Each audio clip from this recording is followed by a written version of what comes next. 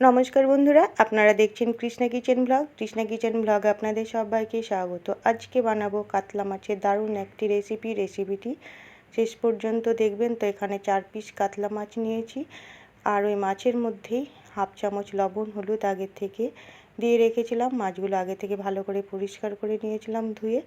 তো লবণ হলুদ খুব সুন্দর করে মাখিয়ে নিলাম। আজকে রেসিপি আম কাতলা বা আম দিয়ে কাতলা মাছের টক ঝোল। তো তেল খুব সুন্দর গরম হয়ে গেছে, ওই তেলের মধ্যে দিয়ে দিলাম মাছগুলো একটা একটা করে খুন্তি দিয়ে। আজকে এই রেসিপিটি আপনারা যে কেউ একবার দেখলেই খুব সহজে বানিয়ে নিতে পারবেন। আর এই গরমে গরম ভাতে শেষ পাতে খেতে কিন্তু দারুণ লাগে এই রেসিপিটি, আর খুব কম সময়ের মধ্যেই কিন্তু তৈরি হয়ে যায়। তো এখানে মাছগুলো হাতে সময় নিয়ে ভেজে নেব। তো এক সাইড ভাজা হয়ে গেছে, অপর সাইড উল্টে দিচ্ছি।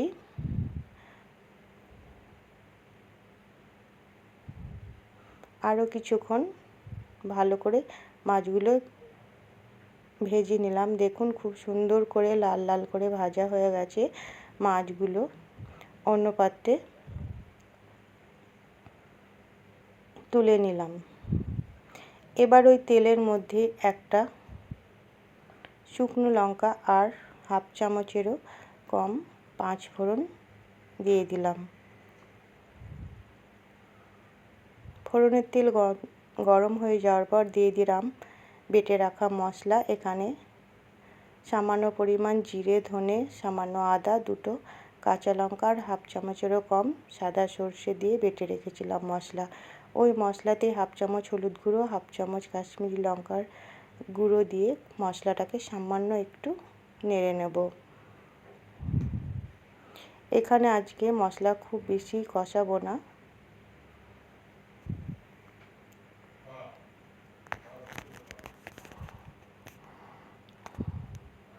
তো এখানে দেখুন মশলা খুব সুন্দর করে আমি খুন্তি দিয়ে ভালো করে নেড়ে নিচ্ছি।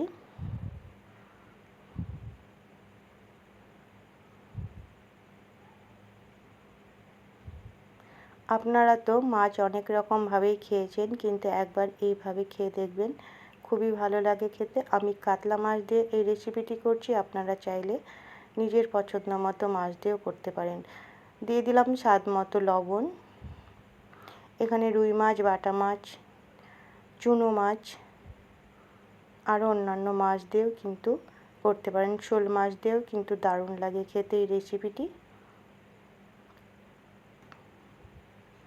আমার কাছে কাতলা মাছ ছিল, তো আমি কাতলা মাছ দিয়েই এই রেসিপিটি করছি।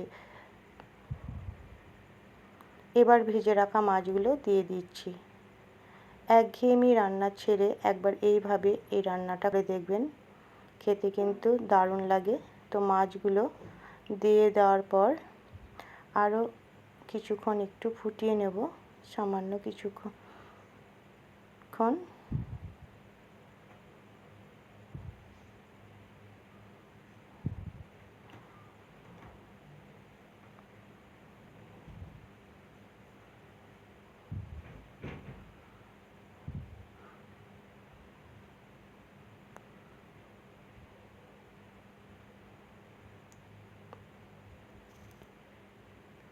তো মাছ বেশ একটু ফুটে গেছে, দিয়ে দিলাম একটা আম। আগে থেকে আমি একটা মাঝারি সাইজের আম কেটে সেদ্ধ করে রেখেছিলাম, তো সেই সেদ্ধ আমটা আমি দিয়ে দিলাম।